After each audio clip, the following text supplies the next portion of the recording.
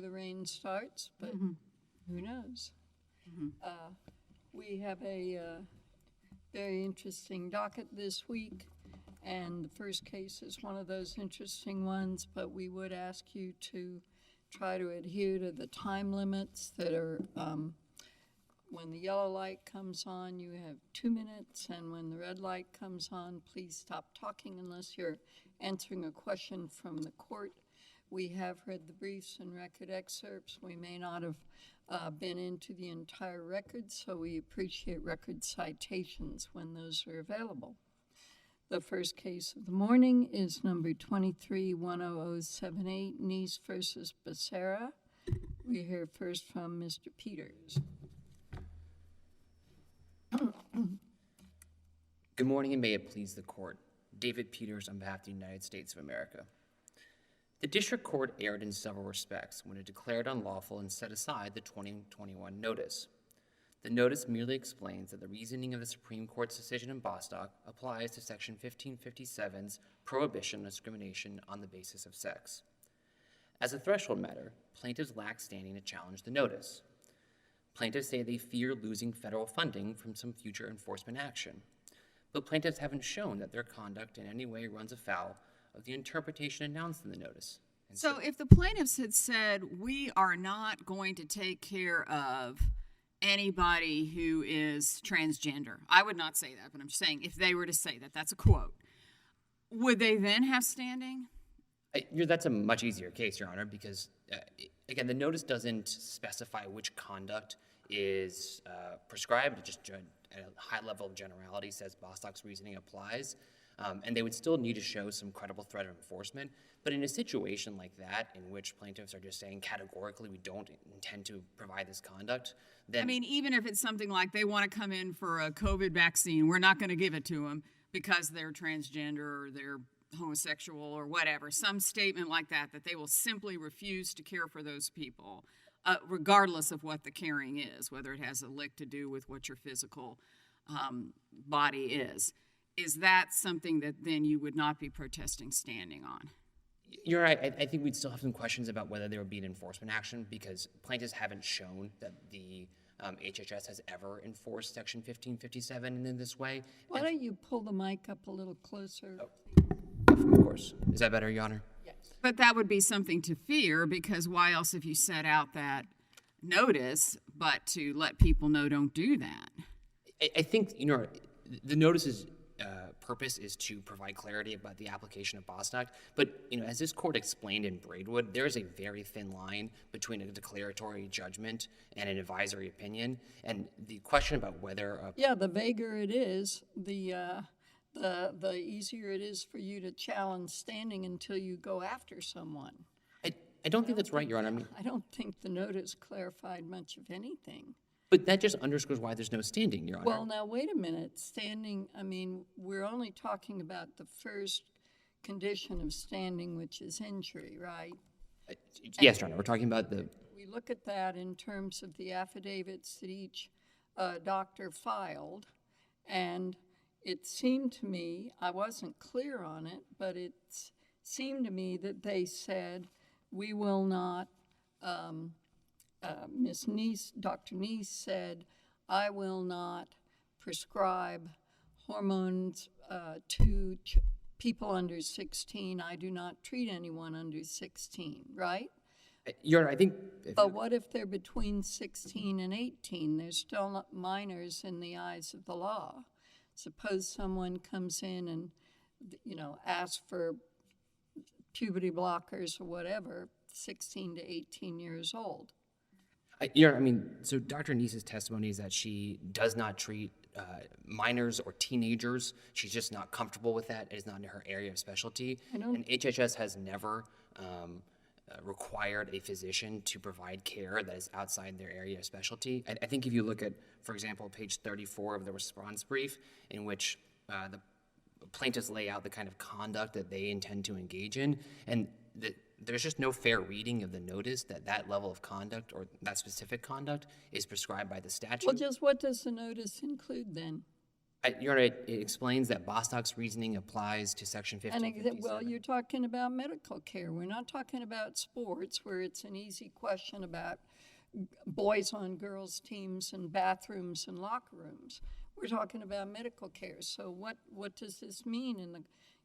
You're saying it doesn't include this that they do, it doesn't include that they do, but the notice doesn't say it doesn't include those things. But, Your Honor, Section 1557 is also framed at a high level of generality. That doesn't mean that any physician can come into court and have this court confirm that what they want to do is not prescribed. You still have to show a credible threat of enforcement that the conduct that you want to engage in as a physician is prescribed. And plaintiffs haven't shown that.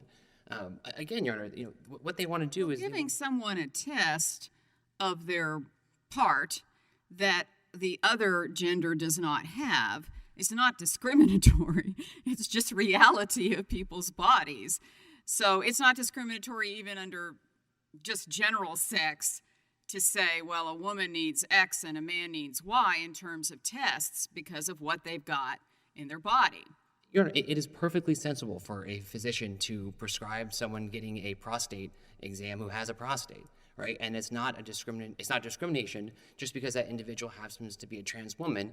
In the same way that if a individual who came in and a physician prescribed them a prostate exam, it wouldn't be age discrimination in violation of Section 1557 just because that person happens to be over 40. I just one thing quickly.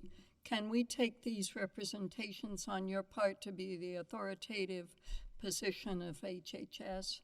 Your Honor, in our brief, we said on this record, HHS does not understand the conduct that they intend to engage in as represented in the declarations to be discriminatory.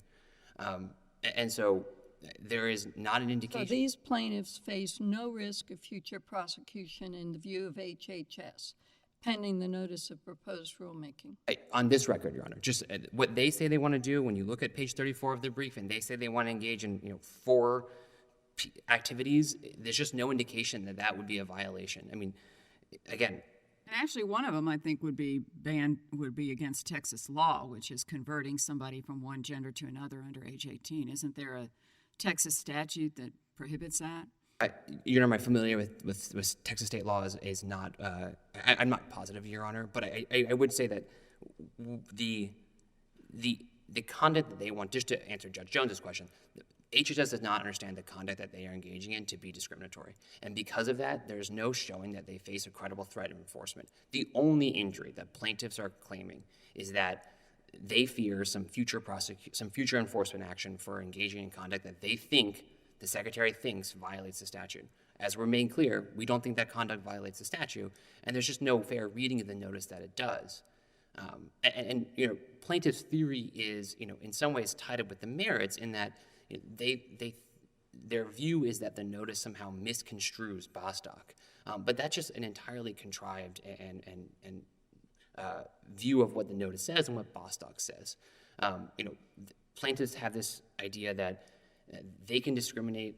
There is some category of discrimination on the basis of sexual orientation and gender identity that is permitted because it's not discrimination on the basis of sex. But Bostock was absolutely crystal clear that discrimination on the basis of sexual orientation and gender identity is necessarily discrimination on the basis of sex. So there's no gap between what the notice says and what Bostock says. And just following up on the question earlier about the doctor's refusal to give certain examinations based on gender at birth, the record doesn't have any indications of refusal of treatment. I think Dr. Neese's concern was more about the patient's refusal to accept treatment. But yes, the converse is not true in the record, I don't believe. No, Your Honor. Dr. Neese has a patient who has been resistant to care. Dr. Neese has urged that the individual receive that care. That there's no way that's discriminatory. I mean, that kind of conduct arises all the time if you were insisting. So if the patient made a complaint to HHS, this doctor is trying to force a pelvic exam on me, and I'm a male, then HHS would respond and say, go fly a kite. I don't know, in so many words, Your Honor, we would investigate, HHS would investigate. Well, if you would investigate it, that means, if you're going off one affidavit, you're going off this other hypothetical patient's affidavit, you'd have to say, if you are biologically a female and the doctor suggested a pelvic exam, then that is not discrimination. Your Honor, that Dr. Neese has, on the facts that we have in the record, that Dr. Neese has gently but firmly insisted that someone get preventative care that is consistent with their sex characteristics is not discrimination. Because I appreciate that, because in the Braidwood case, whichever agency it was, EEOC, was saying that they don't intend to prosecute anyone, and I say prosecute, Bring an enforcement action. bring enforcement actions against someone on the basis of religious claims, but they would have to look at everything on a fact-specific basis. And Judge Smith's opinion said that is coy and unconvincing, but you're not being coy and unconvincing. We have a full record here, Your Honor. Braidwood just the distinction between Braidwood in this case just highlights why there's no standing here. I mean, in Braidwood, the plaintiff there wanted to not hire gay, trans, or bisexual individuals. There was no doubt that that was exactly the kind of conduct that the EEOC guidance prescribed. They sought, the plaintiffs there had shown that there had been enforcement actions taken against that precise conduct, and none of that showing is present here. But, again, Your Honor, we don't think there is standing. We think there are other threshold defects, but just to reiterate, the plaintiff's merits theory is also deeply flawed. And just to reiterate, plaintiffs also have this idea that somehow the conduct, the notice allows discrimination against bisexuals, and it's just worth pointing out that these plaintiffs aren't saying that they want to discriminate against bisexuals. They aren't. There's no way that they are harmed by any. Yeah, so that's back to my original question. That might be, as you say, a closer case. Now, let's assume arguendo that somebody did say that, and tell me your best argument on the merits, if we did get to the merits, that your notice is acceptable. Yes, Your Honor. Our notice merely says that the language in Title IX, which is incorporated in Section 1557, prohibits discrimination on the basis of sex. That language is indistinguishable from the language in Title VII that's prohibiting discrimination because of sex. This court and the Supreme Court routinely treat that type of language as imposing the same kind of causation standard. And so all the notice says is that the reasoning of Bostock, which is that intentional discrimination because of sex, which is prohibited under Title VII, the same reasoning applies under Title IX and by extension 1650. What do you say about this statement? Bostock does not say that men who identify as women are entitled to legal recognition as women. Sorry, if you would repeat it. Bostock does not say that men who identify as women are entitled to legal recognition as women. That would be very material to the Title IX context. I'm not quite sure I follow, Your Honor. I mean, Title VII says... Bostock says you may not discriminate in hiring because a man identifies as a woman or vice versa. Of course. It does not say that such a person is treated as that a man who identifies as a woman is treated for all purposes as a woman. Take pregnancy. A man who identifies as a woman cannot be pregnant. So therefore, the Pregnancy Discrimination Act cannot apply. Do you think Bostock says opposite of that? I think what Bostock says is that when there is a prohibition against intentional discrimination on the basis of sex, that means that discrimination on the basis of sexual orientation or gender identity it necessarily is discrimination on the basis of sex. And just to clarify one more point, Your Honor, it is also true in Title VII that there are exceptions to. There's questions as to what amounts to intentional discrimination. And so there may be situations in Title VII or Title IX or in Section 57 where there's a question as to whether the conduct actually does amount to intentional discrimination because someone is gay or transgender. But that doesn't answer or defeat the precursor question, which is that where there has been a showing of intentional discrimination on the basis of sexual orientation or gender identity, that necessarily is discrimination on the basis of sex. But again, if Bostock does not say that sexual identity claims are not, does not mean that people are legally entitled to be fully treated as the opposite from their biological sex. Then you get into the Title IX question about bathrooms and locker rooms and so on. No, Your Honor, I don't think that's right. Do you have children? I do not, but if I just could answer your question, Your Honor. 1681 is the provision, and I see my time's running out, so if I may just finish. 1681 is the provision that prohibits discrimination on the basis of sex for Title IX. Section 1557 incorporates that. There are any number of ways in which Title IX permits sex separation. There are various exceptions in 1681, in 1686, as reflected in athletics. Big arguments against that in the 11th Circuit, didn't it? No, Your Honor. And the point is that, and again, I'm running out, so if I may just finish. That's okay. When you're answering a question, it's... I appreciate it. The Adams decision was about how the general prohibition on discrimination on the basis of sex applies in certain contexts in which there has traditionally been sex separation, like bathrooms. And all that the Bostock recognized, right? Bostock acknowledged that Title VII prohibits discrimination because of sex, and that includes discrimination on the basis of sexual orientation and gender identity. There might be tough questions about how that broad prohibition applies in the context of, say, a bathroom or a dress code. But just because those questions exist doesn't defeat the plain meaning of the statutory language, which makes clear that discrimination on the basis of sexual orientation and gender identity is prohibited sex discrimination. All right. Well, I think we're becoming a little bit repetitive. I would like you to ask one question on when you get up in rebuttal, and that is, think about if you had a little girl, and your little girl wanted to compete in soccer, and boys were asking to compete and to use the same bathrooms. So, thank you. Thanks, Judge Jones. Okay, Mr. Mitchell.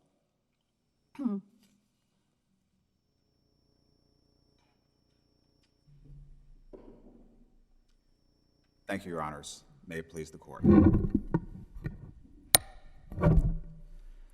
The Biden administration, since the moment it took office, has been misinterpreting the holding of Bostock against Clayton County and insisting that statutes that prohibit sex discrimination... Well, even if that's correct, and I'm not saying it is, your clients are not saying, hey, if a transgender walks in the door, we ain't helping them. They're not saying that, right? Correct. They're simply saying if somebody walks in and says, I'm a man, but they have portions in their body that are physically female, they will treat those as physically female. And there's been no indication that the government's going to go after that, which would make not a lick of sense, because whether you say you're female or not, if you have female parts, that's what needs to be addressed. Well, our clients are alleging more than just that, Judge Haynes. That is one of the many ways in which they are concerned of possible enforcement action. We also have statements from Dr. Neese in her declaration, paragraphs 9 and 10 on page 420 of the record, where she says that she is categorically unwilling to assist a minor in gender transitioning. But she's not a pediatrician. She's not a pediatrician, but she still is willing to treat minors in other circumstances. And she says the reason she will not treat a minor or provide gender transition services to a minor in these situations is because she believes the brains of minors are not sufficiently mature enough. Okay, but isn't there a Texas law against it anyway? There is now. At the time. So what different? So how can, I mean, And there's The notice- part of the notification that allows for non-discriminatory reasons for the doctor to refuse treatment for non-discriminatory reasons. Yes, but the notice of. Then why the fact that she doesn't treat minors, and that's outside of her categorical, patient services, then why would that fall under this notification? She doesn't say that she doesn't treat minors. What she said is that she will not assist a minor in gender transitioning services. That would not qualify under the notice of proposed rulemaking as a non-discriminatory reason. Also, Judge Douglas, the notice of proposed rulemaking, and this answers Judge Haynes' question as well, the notice specifically says that complying with state laws, such as this recently enacted Texas law that bans gender transitioning for minors, does not qualify as a defense to So this. what's the status of the proposed rulemaking? To my knowledge, and I looked at this last night, it is still not a final rule, but my colleague should correct me if I'm wrong. I believe it is still in the proposed rulemaking stage. Would that Comments have moot closed. this case? No, not at all. I mean, the notice of proposed rulemaking does not provide a safe harbor for the actions that my clients are Well, alleging. I It- understand that, but I suppose that would require a different challenge. Right, it would be a separate agency action that Right. would have to be challenged in a separate lawsuit. But Right. this agency action that we're challenging is the notification that Secretary Now, Becerra I issued. understand that, and I will, for present purposes, I will accept that they may be a final agency action. But if they hadn't brought an enforcement during the period in which that notice statement was effective, would that be mooted out by the subsequent regulation? No, not in our view. The subsequent regulation, if it becomes final, is not going to repeal Secretary Becerra's notice of May 10th. In fact, it would reaffirm and reinforce the policies that he announced, which is that they are interpreting Bostock in a manner that prohibits all forms of discrimination on account of sexual orientation or gender identity, even though that is not what Bostock held. The holding of Bostock is more limited.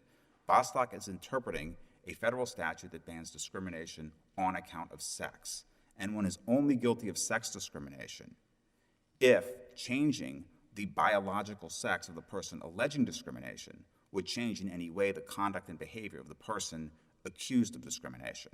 And if the healthcare provider would take the same actions with respect to a biological male that it would take with respect to a biological female, there cannot be sex discrimination within the holding of Bostock, even if the healthcare provider is somehow Well, and your discriminating. persons are not saying anything different. I mean, that's what Well, I yeah. don't understand. And we certainly, and I'm not getting into whether this is, where this stands exactly, because there's been a lot of cases on it, but where somebody has a religious reason why they say, I'm sorry, I cannot help you because you're, let's just say, transgender, that's a different animal than your people Right. who are saying we care for everyone. It's just, as I said, when somebody says, I'm a man, do not give me that. Well, but your body is female. I mean, there's just no getting around that. I don't even understand why they brought this case. Because- What was the point of that? Because they wanted there to be discrimination? No. The reason they brought the case is because Secretary Becerra is threatening them with loss of federal funds. If they He don't, has called them up and No. said, I'm going to go after you? no, the notice itself Okay, the notice is the but threat. How do they feel threatened when they're being so careful? But otherwise, has the secretary threatened anyone? The notice is the threat. Has he made any direct threats in addition to the notice? Not to my Right, well, knowledge. that's But that's a step farther than Braidwood, don't you think? I'm not sure it is, because Braidwood involved agency action. These Yeah, were but guidance there had been another documents. prosecution under it. There had been. You're correct, Your Honor. And there was then one. there was what I mentioned to him that Judge Smith said a coy and unpersuasive or whatever was, wishy-washy thing. Well, every case stands on its own, so we can't categorically exempt these. They're saying they're categorically exempting your clients. Yes, so there is one difference between this case and Braidwood that Your Honor points out, which is in the Braidwood case, there had been at least one example of a past enforcement action by the EEOC. Here, we don't have one yet, and partly that's because we challenged this notice shortly after it was issued. I think Secretary Becerra announced the notice on May 10th, 2021. We filed suit shortly thereafter, so there hasn't been as much time for agency action as compared to the EEOC's situation where they had adopted this interpretation But I think almost a if decade somebody ago. was, running an emergency room and not allowing somebody who was lesbian to come into the emergency room, I think they would go after that. Of course they And would. you would want them to. Well, that's what Bostock holds. If you say I'm not going to treat you because you're a lesbian, that is sex discrimination. Because if that person had been a biological man and you kept everything else about the person constant, including their sexual attractions, they would have treated the person. So that is discrimination on account of biological sex. It's prohibited by Bostock. It's prohibited by every federal statute that prohibits discrimination on account of sex. We agree with all of that. What we're saying is the Secretary has gone one step beyond Bostock by saying that it not only bans discrimination based on sex, But it also bans discrimination on account of sexual orientation and gender identity, and that is a step too far, because it is possible to withhold certain treatments from patients, even if they are patients requested by transgender individuals, without engaging in sex discrimination. Your clients are not withholding any treatment from patients. Yes. Their complaint is that the patients are refusing treatment. Those are two totally different things. Dr. Neese is withholding treatments because she will not, minors? to minors, she will not Well, participate. now- She will not participate, I'm sorry, Judge Jones. That's okay. Well, discriminating against minors is a different animal than discriminating against Well, men and women. let's get to the facts here. I agree with Judge Douglas that that you make all these arguments about how the patient might insist on this or that, and that's something worthy for you to answer. But it also says she practices internal medicine, she's board certified, and paragraph 4 of the declaration, general internal medicine for adults. My patients range from 16 to 105. All right, so you're really just talking about 16 to 18-year-olds. That's right, but that shows in the record that she does treat minors. The questions that I've been hearing from Judge Douglas and Judge Haynes have been premised on the idea that she never treats minors. That's not true. No, that's not what I. Okay, I'm sorry. I I misinterpreted did your question. not say that. I said that she is admitting not discriminating. It's one thing to say minors are a different animal than adults. That is very different from saying men and women are different. There are certainly physical differences, but you should be willing to hire them at your law firm or wherever you are. I didn't check. But you should be willing to hire a man or a woman attorney at your firm if they have good backgrounds and so on and so forth. And you need people, right? Right, but she won't Okay. provide. But she won't. That's different from if somebody made it through law school at age 16, you might say, well, I think that's a little too young for my law firm. I don't think that you would be sued for that. But Or she's- when that suit would not be. But Judge Haynes, she won't provide gender transitioning services to minors. So she is discriminating on account of gender identity Minors. of minors. That's She correct. would do it later, or maybe she doesn't do it at all because that's not her ability. So if she's not doing it on anyone, then she doesn't have the ability. If she's doing it on adults, that is different from minors. And that is adults versus minors. And we have a lot of that in the world. Right. It is adults versus. Back in the day when you could get an abortion in Texas, there was all kinds of rules about minors getting those Right. under Texas law. Right. But that doesn't. Remember it well. It doesn't change the fact. Well, if you look at paragraph 9 here, she declined to take on a 16-year-old patient, mother, long-standing patient of hers, who wanted to assist the teenage daughter in getting transition hormones. I did not take on this patient as I was not comfortable taking a teenage transition due to 1, complexity of medical emotional issues, 2, that is not my area of specialty, 3, the brains of minors are not fully mature, and 4, other transgender patients have already transitioned and I maintain their care. So this boils down to 3 reasons given why she would not assist in gender transition, services.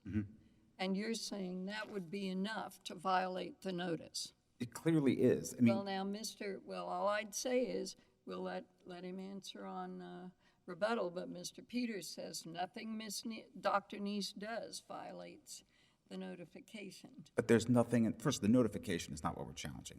Is I'm sorry. The notice of proposed rulemaking is not what we're challenging. We're challenging the notification. Yes. And there's no safe harbor anywhere in the notification that says that you can withhold gender transition services for minors based on the reasons Dr. Neese gave or based on any other reason that she might give. Every And- rule you ever do, somebody could find some kind of exception or something, some question. You can never write a rule that some lawyer can't find something to say about. So I don't know why, in this case, the fact that they're saying, look, we've looked at what she says she does and we have no problem with it, why that doesn't end the matter. They haven't said that Why are we here? they haven't said either in the notice of proposed rulemaking or in their briefing, or even at oral argument today. There is a part of the notification that says that services can be declined to provide health service to any individual or where the covered entity reasonably determines that such health service is not clinically appropriate for that particular individual. Why doesn't any of that provide a safe harbor? Your Honor, I think if you read on, I don't have the text in front of me right now, I believe it goes on to say that you can never say that gender transition is categorically inappropriate for a patient. I believe that's in the very next clause, or perhaps even the next Well, sentence. he's not of the saying it's regulation. categorically inappropriate, just saying this is a little young. So when that kid that's 16 turns 18, which doesn't take that long, that's a different animal. That's right, But but- the point being that children may change their minds over time. I'm not talking about specifically on gender, but just in life. I mean, I wanted to be a teacher in 4th grade, then decided I wanted to be a lawyer in 5th grade. And I don't know that that's anything wrong with that. And then I became a lawyer. But the point being, as a kid, things can change over time. And it is a little bit of a different world. And that's all she's saying. She's not saying never, ever should you transition. Right, but she is categorically unwilling to provide the transition services to minors at that time. Why isn't And that, though, discriminating against minors, which is not the issue? it is both. It is discrimination against minors, but it's also discrimination on account of gender identity based on this notice that Secretary Becerra issued. Because if you are withholding the preferred treatment, at least it's not entirely clear, because all the notice says is that Section 1557 of the Affordable Care Act will be construed to prohibit all forms of discrimination on account of sexual orientation or gender identity. No further elaboration is given. So healthcare providers just have to wonder, if they do not provide requested services from their transgender patients, will the Secretary deem that a violation of 1557? And that's why, I'm sorry. What is the best case for standing that you can cite? 303 Creative is the best, I believe, because that allowed a pre-enforcement challenge before the person even entered the market. The analogy here would be a doctor who just graduated from medical school and hasn't even opened their practice yet. And you're allowed in those situations to bring a pre-enforcement suit to clarify what you can and can't do in your business and in your practice. And that's why we're bringing suit right now, because this notice is vague. It's not clear what the Secretary will deem permissible or impermissible. I mean, this is a real interesting proposition, because any businessman would say that half the regulations that come out of Washington are not clear enough to know precisely what follows the law. Fair Labor Standards Act being one of the premier ones. So does that mean they can all file pre-enforcement challenges? This is why we have the Declaratory Judgment Act. Yes, I mean, you can sue if you have. So I was just looking at Whole Woman's Health this morning, and Justice Thomas thought the plaintiffs there lacked standing. He was outvoted, though, on that issue. He was 8-1. And the reason he was outvoted is because the majority held, and the plurality Gorsuch opinion says, that the regulations at issue in that case could be construed in a way that empowered state medical licensing officials to go after the plaintiffs, and that was enough. The test, Judge Jones, is whether there's a credible threat of enforcement. That's the question the court has to answer in all of these pre-enforcement challenges. Is there a credible threat of enforcement? If the authorities have explicitly disavowed any intent to go after the plaintiff based on the conduct alleged, that usually will defeat standing. That is not the situation here.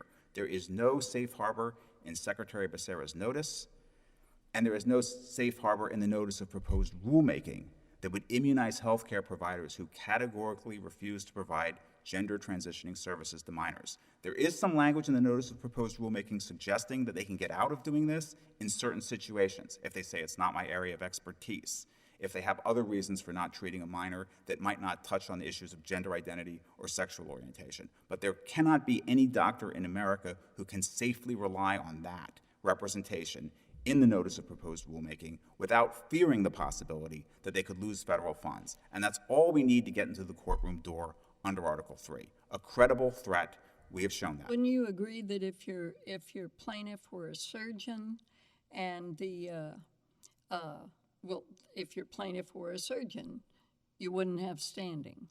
It depends what the surgeon would say about his practice, but if he is willing to treat transgender patients and perform surgeries on them on the same terms as other people. Well, and I'm not talking about transgender surgeries. Okay. I'm talking about hormones or something like that. You're describing you're saying every doctor in America is at risk, and that's not quite accurate. Well, it just depends how that doctor is going to treat a transgender patient who walks through the door. Will they have to indulge every representation the transgender patient makes about their gender identity? Will they have to go along? Judge Douglas said, but I personally think that's a red herring because that turns standing on a third party's action. I don't think it doesn't turn on a third party's action. This is all about what Secretary Becerra said in the notice. And every doctor, it's not hyperbole, I'm sorry. Go ahead. I was just going to say, Your Honor, in response to your earlier question, it's not hyperbolic to suggest that every doctor is at risk here, because what if they don't address the transgender patient by their preferred pronouns? Will that be considered a discriminatory act under the notice? We don't know. That wasn't clarified at all in the notice of proposed rulemaking. What if they insist that a biological male patient have prostate cancer screening, even if the person identifies as a female and denies that the person has a prostate? Well, again, that wouldn't be actionable unless I guess all of these actions would start with some patient complaining to HHS. That's probably what would happen. HHS may be able to find out about it through some other way, like reading the declarations in this lawsuit. But right now, each of our clients is laboring under uncertainty. They do not know how HHS will ultimately interpret this notification of Secretary Becerra. Wouldn't it be easier to bring this challenge when a rule is promulgated? I don't know if it would be easier or not, Judge Jones. It's all going to depend on what the rule says.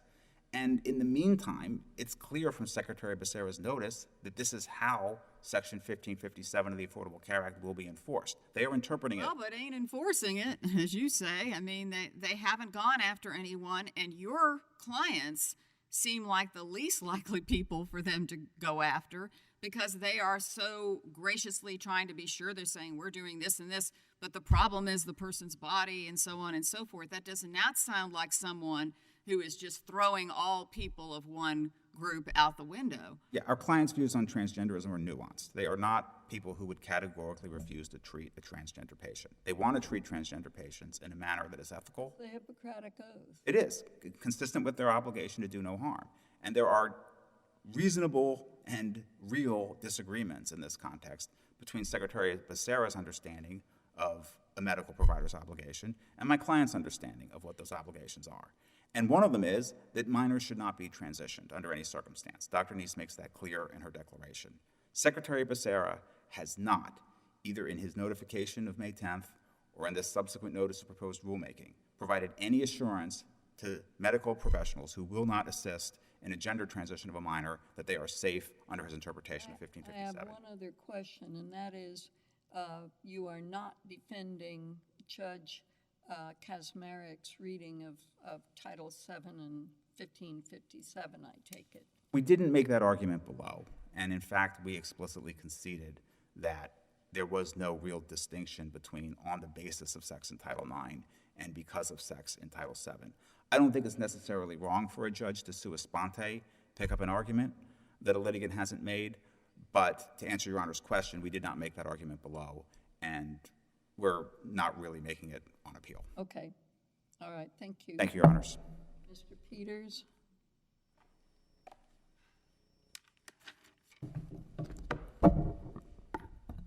Judge Jones, I intend to answer your question, but just if I may start, these plaintiffs aren't laboring under any uncertainty because as we said in our first paragraph of our reply brief, based on the record in this case, plaintiffs do not discriminate on the basis of sexual orientation and their intended conduct does not constitute gender identity discrimination under any reasonable reading of the challenge notice So of is it your position that this thing about not transitioning someone who's under 18 is a minor issue? Your Honor, Not it's little minor, but understand. minor versus adult, Your Honor, child versus adult issue.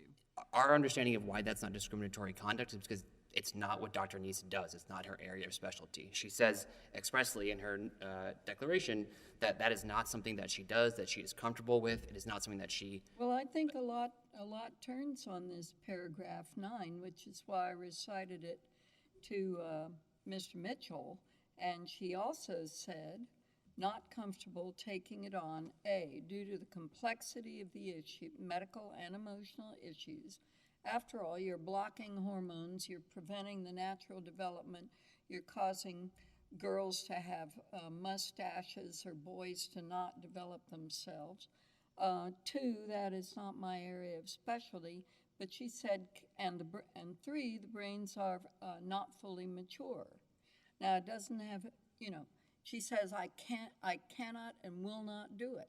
Your Honor, Dr. Neese then is then similarly situated to many physicians who don't provide these services. And But you're saying that the activity, what she describes in paragraph 9, categorically does not violate the notification. Your Honor, on this record, her statement, this is not my area of specialty, and there's no indication that she's providing like services to cisgender individuals. My question. Your Honor, I just... You're interpreting the paragraph, and I'm just saying, taking the paragraph as it is, you're saying there is no basis for enforcement. Your Honor, the Secretary has been clear that given Dr. Neese's testimony here in the declaration, in her interrogatory, at her deposition, that it does not understand... Categorically unwilling to assist a 16 to 18-year-old to transition. That's not what she says, Your Honor. She says that she's unwilling to, she doesn't provide transition services to teenagers. But then she's no different than someone like a podiatrist, right? A podiatrist might be categorically unwilling to provide transition services, but it's not discriminatory because a podiatrist doesn't provide those services. And so there's no discrimination there because there's a legitimate non-discriminatory reason for that person not to provide that service. Why isn't discriminating on basis of being a minor different from gender? It's not a prescribed basis of discrimination under Section 1557. Right. So it's okay. I mean, the point is, as I said, for example, here in New Orleans, if some kid shows up at the bar and they want, wine, they ain't going to get it. Well, that's because they're minors and actually under 21. And if you were 22 and walked in and wanted some wine, well, heck, you could get it. That is totally different from a bar saying we will not give wine to a transgender. That's just a different, as I said, a different animal, a different part of the world. Certainly, Your Honor. And I would just, a few more quick points. Plaintiff cite 303 Creative. That case is entirely different. I mean, there was no dispute that what the plaintiff was going to do was going to violate the statute. And there had been past enforcement actions, though, as Judge Haynes pointed out, there has never been a past enforcement action in the context of Section 1557. If a plaintiff is willing to swear that they are going to violate what appears to be the context of the notification, then why don't you're not taking that at face value? You're right. This was summary judgment, right? Sure, Your Honor, but there's nothing in the record to indicate that any of these plaintiffs are going to engage in conduct that violates the statute. That's the basis for standing. That's why you're injured, because you're going to undertake conduct that will likely violate they will likely bring you in the crosshairs of enforcement. And if plaintiffs were going to engage in conduct that was on any fair reading of the notice... You're saying that you're asking us to make a fact determination about their motivations and their activities. No, Your Honor. We're saying that on this record, there's no indication that there's a substantial risk that these plaintiffs are going to face a threat of enforcement, because there's no indication that the conduct that they want to engage in is violative of the notice of interpretation. So the unwillingness, she says it, her reasons are not material. She's an MD. She's saying, I will not give those puberty blockers to 16 to 18-year-olds, does not violate the notification. No, Your Honor. What Dr. Neese is saying is, I will not provide services that are outside my area of specialty. And nothing in Section 1557 has ever been enforced to require a physician to provide services outside their area of specialty. That's just, my time is up, but that's just a straightforward... Put yourself in the place of a dad quickly and tell me what you think about subjecting your little girl to bathrooms, boys, and locker rooms. The notice of interpretation says nothing about bathrooms. No. I'm just asking you as a person. Your Honor, the question before the court is the scope of the notice. The notice... No, sir. I'm entitled. I'm up here. You're down there. I'm just asking you the question. Your Honor, I'm not sure how to answer it other than to say that the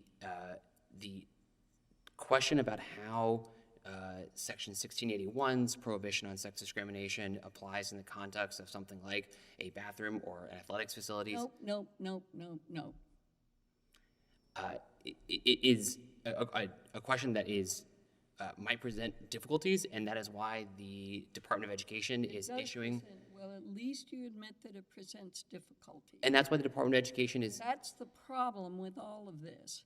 It's one thing to sit in Washington and make categorical decisions about things.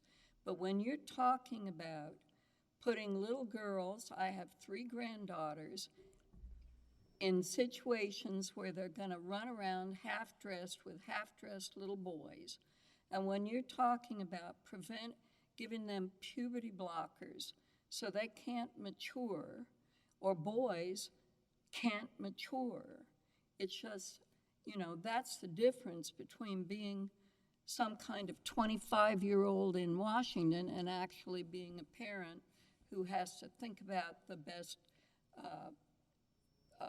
way to bring up your child. But that's my view. We asked the You'll district probably court's. agree with it someday. We asked the district court's judgment be reversed. All right, sir. Thank you.